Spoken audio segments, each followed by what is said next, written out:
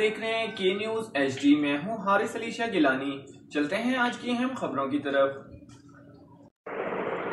Breaking news से आगाह करेंगे। नून लीग बड़ा फैसला करने जा रही है। एक बार फिर आपको बताते चलें, मुस्लिम लीग नून के कायद मियां मोहम्मद नवाज शरीफ ने पार्टी का हंगामी इजलास लंदन में तलब कर लिया।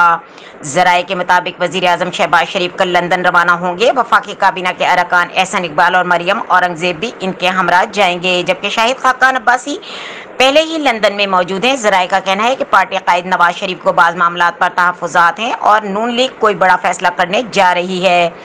मुस्लिम लीग नून के जराये का बताना है कि नवाज शरीफ ने वीडियो लिंक इजलास की तजवीज़ मुस्तरद कर दी थी। जराये ने बताया कि नवाज शरीफ ने मरकजी क़यादत को लंदन पहुंचने की हिदायत जारी की है। जराये का कहना है कि पेट्रोलियम मसनूआत की कीमतों पर लाहे अमल से मुतालिक भी नवाज शरीफ इसहाक डार से मुशावरत हो गई।